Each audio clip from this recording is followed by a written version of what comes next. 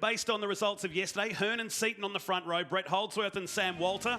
Another one of the Tasmanians in the field this weekend. Owen Kelly and Eden Thornborough starting on 5 and 6. Hugh McAllister and Zach LaChalpo, who makes his debut in the Trans Ams, out of 8. Kyle Girton and Brad Chick starting out of 9 and 10. Aaron Tebb alongside Mark Crutcher. That's a brand new car for Mark Crutcher, in fact, and he's kind of part of the umbrella or the team there, run with Matty McKeldin and Hugh McAllister, who's been doing a very good job in the Kubota entries. So down to the tail of the field with Tim Brook, Matt McKeldin, who had clutch issues in practice. He broke a gear lever during qualifying yesterday, so watch for the Kubota car to come from the tail of the field. Rows of 2 rolling starts, the Trans Ams and race number 2 of their 2021 campaign. We got 3 races in the books in season 2020 before they parked them up and put the covers on. They were great yesterday in race number 1. Hearn and Seaton, a couple of young guns in Australian motorsport as they come to the start line, and we get underway in race number 2. Hearn should get the run here to turn 1. Brett Holdsworth looking for the move down the inside into second position, but Seaton just holds him off. One car running to the outside is Zach LaChalpo. Now, is there more of an issue to the Tempest Solutions car? Was pulling to the right-hand side, but look at the lead Nathan Hearn's got on the way down to turn 4 on lap 1. And I tell you who had a bit of movement on coming over the roller coaster was Owen Kelly, going up into 4th position on this opening lap, pushing the 73, the number that his dad raced back in Speedway, carrying the colours, not too dissimilar to a sponsorship that he had with Dick Johnson Racing back in his Super 2 days. He's paired with Greg Murphy before at the Mountain. He's driven with the Kelly operation and many others. Lots of experience in supercars as well. So he's up in 4th position behind Holdsworth as Hearn leads us around. There is the Fujitsu 73. The dark red entry around to complete the first lap. Fairly drama-free except for the 21 car of LaChalpo. What was down here in turn number 1. So Hearn with Seaton. 2 two-car battles on their way through turn number 1 as these Hoosier tyres, the bag tyres, which will take several laps to come up to temperature, makes these cars really squirm around this 2.4 kilometre circuit. Heading down to the hip in mid-track for Nathan Hearn. Look at the flash of flame from these cars from Seaton's machine. Holdsworth making life hard for Owen Kelly as well. Great to see Brett Holdsworth back at the wheel of a race car. They went different direction, the Holdsworth brothers, racing from a relatively young age. I don't think their dad was, keen at all on the boys getting involved in motorbikes or dirt bikes. They loved them. So they went sort of, the 4-wheel path naturally. Brett's gone on to do some great things in business, but he's come back to do racing, whereas Lee went the professional racing path. He's drove for Tim Shaw. We've had a 2-car outfit that they debuted last year in Adelaide as Seaton begins to get real racy on the back of that Valvoline 29 into turn number 1. So we start the 3rd lap. Owen Kelly doing the same to Brett Holdsworth. So we see a lot of purple fastest laps popping up. 55.55 is the fastest lap of the race by Owen Kelly that you're watching in 4th position. They've pulled away from the likes of Thornborough, Walter and Girton, who's up to 7th place. Hugh McAllister, Tim Shaw and Brad Chick still your top 10. So the bodywork is a reflection of some great muscle cars that you know and love. Camaro that Brett Holdsworth is driving. Mustangs in the hands of Seaton and Owen Kelly. And up front, the Dodge being driven by Nathan Hearn. But what lies beneath are lots of common equipment, Matt. Getting back to, here's a good move by Owen Kelly, up into 3rd place. Oh, and Holdsworth just stepping out for a split second through turn 6. So Owen Kelly, great shot from above the pits. As these Trans Ams roar their way around, you can really feel it coming through the commentary box here on the main straight. So Kelly up into 3rd position as Nathan Hearn starts to get away fractionally from Seaton. Kyle Girton's now up into 6th position ahead of Sam Walter, the second of the Tasmanians in the field. They run an H-pattern gearbox, just a 4-speed crate V8 engine, so it's designed, Matt, to have a long life, and in cost terms, relatively speaking, to get this kind of NASCAR style bang for your buck is just remarkable. Absolutely it is. It's the move by Scatella on Freestone at turn number 6, and that was LaChalpo. What's happening here with Freestone? He got really hung out to dry then in car 25 as Girton goes around the outside of Thornborough on the way down to turn number 6. So the Morris Finance car that bowled wide in turn number 1, trying to get back up inside that top 5 where he was all the majority of the race yesterday. We start lap 5 of 18 in the National Trans Am Series, race 2 of round 1 of this brand new season. Might have just caught it in the background of the shot there. A bit of a skirmish at turn 6. Someone's gone around, and I'm not sure if they're able to restart that car, but everybody else took evasive action. That was about mid-pack. Good lap being bolted together. Owen Kelly sets the fastest one of the race so far. A 54.987, and look at this. I think he's right on the inside of the gutter. Aaron Seaton it was on the exit, which washed off all the speed. If you can get that run with the crisscross effect, you stay side by side. The driver on the left, 99.73% of the time, will get the job done there at turn 6. How's the contrast? One race to go, beautiful sequential shift, front-wheel drive, turbocharged machines. Now we've got old school H pattern. You've got to be a bit brave, a bit raw with them. V8 muscle. We've got everything on the bill here today, and still to come, S5000. Do not miss that. Yesterday, a record breaker. What did Richard Crowell call this yesterday? Thunder Alley for these cars. It'll go on with S5000, where 1/3 race distance. Let's check in with Jess Day. Michael Caruso, it was not an ideal start. You haven't had the best run of luck so far in this Alpha. What happened from your perspective? Yeah, look, unfortunately, we coming around at the end of the opening lap, and Dylan's tagged the back corner, and that set me up into the fence pretty hard. So, as you can see, the guys here behind me are trying to get it fixed for the next race, and hopefully we can get out there. I did see you on the tools earlier. Can you talk us through some of the damage? It's quite a bit. I mean, it's basically the whole rear end, suspension, boot, everything. Basically everything from the rear wheels back at this stage. So they're going to see how we go. I mean, it's a lot of work, but yeah, the guys we've got the best in the business to fix it. Hopefully we get the Valvoline Alpha back out there. So I won't keep you any longer because you were stuck right in there, and hopefully we can get it fixed for this afternoon. Thanks, Jess.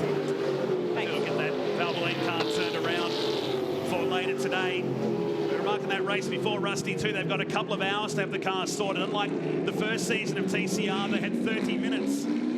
So that's a blessing in disguise for some of these teams. They're left licking their wounds after race 2. Plenty going on while that was happening. This was Matt McKeldin down the inside of Crutcher in the Kubota entry. Locked the rears and spun facing the wrong direction down at turn number 4. Geez, had a tough weekend. Broke a gear shifter in qualifying. And he had some sort of contact, as we see LaChalpo going off there, I think, again, in the 21. Just keeps it away from the sand trap. And there was contact yesterday for Matty with another competitor at turn 1, lap 1. Damage to the watch linkage on that car. It's been a weekend to forget for the Kubota team. Teamed up with Hugh McAllister like they did for the first 2 seasons in Trans Am competition. Meantime, Hearn, Seaton and Kelly have got 3 seconds back to Holdsworth. Girton is up into 5th place now ahead of Thornborough. We saw that while the interview was happening. McAllister still in 7th ahead of Aaron Tebb. Tim Brooks, Sam Walter completing your top 10. A lot to play out in race number 2 of the National Trans Am Series. You mentioned Tim Shaw before as well in the 66. Was he involved in one of the skirmishes down at turn 6 before? I think he was. You can see a car parked up on the grass there facing the wrong direction on the run down to the fast sweeping right-hander, and he is right at the bottom of the order. So is that a drama for Tim Shaw? He hasn't come past here for the last lap, so he's parked on the driver's left-hand side, heading down towards turn 5. Well, his teammate runs in 4th position, sets his fastest lap of the race. Top 3, Rusty, have all broken yesterday's lap record. Now stands at 54.94. There's only about 4 thousandths covering him. It's now the 34 Brad Chick.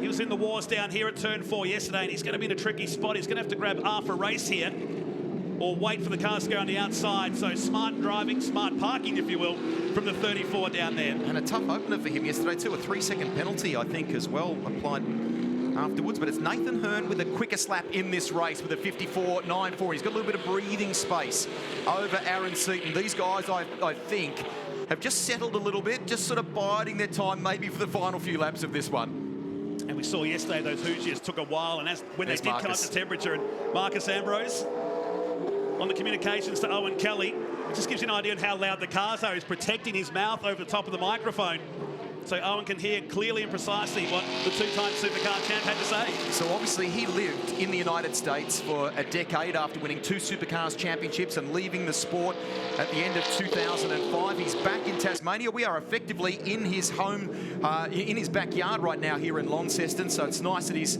trackside and assisting his good buddy Owen Kelly. Hearn leads the way from Seaton and Kelly. Holdsworth in 4.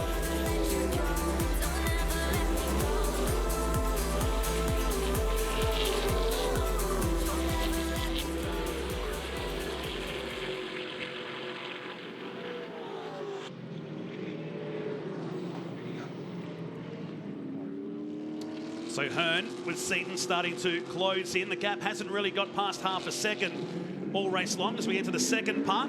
It's Craig Scatella, these guys down just outside the top 10 in 12th and 13th position. Just ahead is Mark Crutcher in car number 4. They're about 8 seconds away from the next group of cars. It's good to see the big numbers on the side of these cars again. Old school cool, the National Trans Am Series. There's a couple of numbers in the field too that are kind of, you know, tip their hat to NASCAR as well. And you think of some of the greats that have competed with them stateside. On that note, Owen Kelly, as we said earlier in the race, 73. That's the number his dad ran back in the Speedway days. Chaz, very well known in this part of the country. He and the family run a great transport business, as Matt detailed before, particularly taking stuff across the Tasman here to New Zealand. And that's the number, 73, that his dad ran. He and you know, the family tracked down Chaz's old race car. I think they found it in a farm somewhere, the remnants of it, the chassis, and they have restored it to immaculate condition, and they surprised him on his 70th birthday with that car. He was in with some friends enjoying a get-together. This is pre-COVID days. And he heard this rumbling sound come up the driveway. The boys had completely restored the race car. Really cool. How often do you hear those stories? It's a fantastic story. How often do you hear the stories of these barn finds or cars they find in the paddock? I mean, where's the respect for these cars? Did so well back in their day. I just love the homework that goes into finding it, to tracking those things down. So it's good to see they're finding and tracking down the history of where we've come from in Australian motorsport, particularly on the dirt tracks. This is good for Mark Crutcher in that brand spanking new car this weekend. We detailed before that he's under that same group, that same umbrella as the Kubota entries for Hugh McAllister, currently in 7th, and Matty McKeldin. So he's been trying to drag and extract all sorts of information from the boys, even Ian McAllister, who's been on the radio on the pit wall right beside us here, talking to them. He questioned about the traditional method of heel and towing, whereas a lot of these guys just left foot brake and bang the shifter through, don't they, through the gearbox. And no respect for the 4-speed, as we saw Tim Brook then making the move on McAllister, the second of the Kubota cars. These guys running back in 7th and 8th position, while Thornborough sets his fastest lap of the race. He's in 6th position, some 14 seconds away from Hearn, Seaton, Kelly. It's very close now at the front between 1st and 2nd. As I say that, it blows out to half a second on our timing monitor. There's Lachalpo. He's had a troublesome weekend aboard the Tempest Solutions car.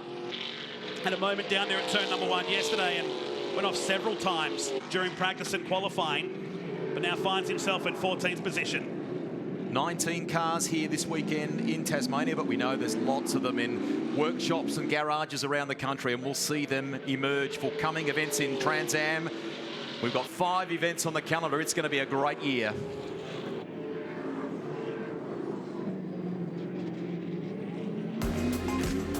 We're live here at Symmons Plains Raceway on a big race day. Boost Mobile Race Tasmania with an incredible offering from the TCR Australia Series to this Trans Am American Muscle. Right now, Aaron Seaton leading the way from Nathan Hearn and Owen Kelly sitting in 3rd place as we count down to the finish of this one. The first of a couple of races for these guys, longer one to come. You see the 2 big licorice straps, the Who's Your Rubber that Hearn laid on the exit out of turn number 4, which enabled Owen Kelly to close the gap back to less than a car length on the Valvoline car. We'll see him out in S5000 competition later today as well. Nathan Hearn, that is. This could be enough for Aaron Seaton to get a bit of a breather here as we work lap 15 of 18. Crutcher off the track down here in turn number 4. That's in the big gravel trap and damage to the driver's side. And now the 93 off the course. Aaron Tebb, who will drop down from 9th position. This car's going everywhere here. And turn number 4, Craig Scatella is also in the mix. And Hadrian Morel rejoins as well. So plenty to pick away at this. That's the opposite end of the circuit for Aaron Tebb. So componentry being a little bit tested here. Maybe some of the drivers as well, that we go back to turn 4 now. That's Scatella. Scatella, yeah. Plenty to keep the fans entertained here today on Australia Day. Is that Chaz? I think that was Chaz Kelly in the middle of the picture there in the white t-shirt. And Scatella, locked up, went out to the dirt and sent Crutcher into the big gravel trap. It's a long way down, but we have seen several cars across the categories find the end of that gravel trap. The way it grabbed and it fired him into Crutcher there. The moment, there's the car we've been talking about, the 66 of Tim Shaw. We'll get an update from the lane while we're covering all of this. Let's go to Chris. Thanks, Rusty. There has been plenty of action today. Dylan O'Keefe involved in some of that. Contact with a teammate, it always makes it awkward. We've heard from Michael Caruso. What's your take? Yeah, I mean, bit of a... yeah, it's a shame for the team, you know. You never want to see that happen, but at the end of the day, we're racing, and it will happen with 7 cars on the grid from the same team. Unfortunately for Michael and I, we come out of the second last turn, and I felt like I had a good run on him. And for someone of Michael's experience, I thought we would have held around the outside, and then I would have been the inside for the first turn, and, you know, we would have ran on. And I felt like he saw me, and then as soon as we got in the braking zone, he just turned across the front of me, and obviously we both spun, and unfortunately Michael's car sustained severe damage. So, yeah, very unfortunate to see, and I feel for, yeah, the Valvoline Alpha guys. All the best for this afternoon. Yeah, thank you. Cheers. So Dylan just mentioned there about damage to the other car, that one being James Moffat's car. Now, Moff was just on the tools, so he is actually chipping in. He's not just standing around, but, mate, there's a fair bit of damage. Just talk us through it just quickly. Yeah, it's all cosmetic stuff, but it all takes time to fix, unfortunately. So we're just making sure that we've got all the parts to put it back together properly. But, yeah, fortunately, no chassis damage. Just, yeah, hate it for the guys. Obviously, yeah, never good to put them to work like this. You'll be out there this afternoon? We'll do our best. In a nice way, I'd love to have him here with us in commentary, but the reality is I just want to see him racing, and he's great at that stuff, getting his hands. You go back to Tailem Bend 2019. They had damage to the windshield on that car. He was hands-on. They went and saw some perspex for it, didn't he? He was hands-on replacing things on that car. At my local Bunnings as well. Yeah, that's right. We're on the way home, aren't we, Matt? Final lap for this one, Trans Am Race 2. Another race still to come this afternoon, and a little bit of a longer journey for these guys too. We saw Thornborough here on screen now, 7th position. He had an exit while we're having those interviews down through turn number 1, and lucky to get away with it in car 116.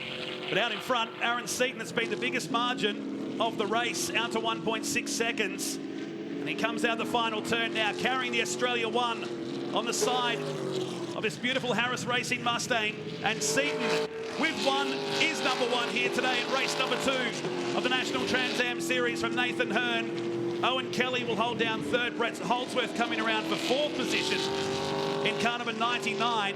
And good effort from Kyle Gurton in the Morris Finance car to work his way around as well today after going off the track in race number 1 yesterday afternoon. Probably a little more to the story too for both Owen Kelly and Holdsworth, the way they've dropped back relative to Aaron and Nathan, and some of that could be about just, you know, we've got one more race still to come this afternoon. A long way around for 18 laps, isn't it? Trying to preserve the Hoosier tyre for 3 races. They're a tough, durable tyre. But Aaron Seaton, defending champion, winning the race here for Harris Racing today from Nathan Hearn, Owen Kelly, Brett Holdsworth and Kyle Gurton. The top 5 in race number 2. Tim Brook, Eden Thornborough in 7th position. Hugh McAllister in 8th. Sam Walter and Aaron Tebb completing the top 10. Both Thornborough and McAllister, we probably should highlight, given that Eden had some dramas there going down into turn 2. And it's been a real solid outing for Hugh McAllister, I think, across the weekend so far. He was blessed with the big gap, I think, between the rest of the cars behind him as we take a look at the highlights of race number 2, the National Trans Am Series here today at Symmons Plains. See what I meant about how squirrely it got for Owen Kelly, but he did gain some ground. He'll drop back into 4th position as LaChalpo was trying to get that car out of the dirty stuff and back onto the course. Owen Kelly making the move on Holdsworth early in the race and set sail for the guys ahead. As Marcus Ambrose on the radio as crew chief this weekend, there's lots of action going on right throughout the pack in this one. Freestone had some dramas in race 1. and just stays out of trouble there. But we saw a lock break for Matt McKeldin, goes round. Crutcher, who's in the same stable, manages to avoid that. McKeldin rejoined the race in car 5 to finish in 11th position, so not a bad result considering that incident down here. This was Scatella and then LaChalpo just keeping the car off the gravel. In fact, he got the edge. The 10th Best Solutions car. Scatella, though, would drill the side of car number 4, sending Crutcher out into the gravel and putting him out of the race. 16th overall for him. But in the end, Aaron Seaton picking up the victory by 1.5 seconds. 4 drivers breaking yesterday's lap record from Nathan Hearn and Owen Kelly. Great result. Let's go down to Jess. We're here with Aaron Seaton, who has just won race 2 of the Trans Am Series here at Symmons Plains. Talk us through that race. It looks like you've had a hell of a time on your hands inside the car. Yeah, that was an awesome race with Owen, Nathan Hearn and Brett at the front. It was, that was just so much fun. I can't thank my team enough. Castrol, my supporters, Craig Harris, his family, my dad, Chris Top. That was awesome.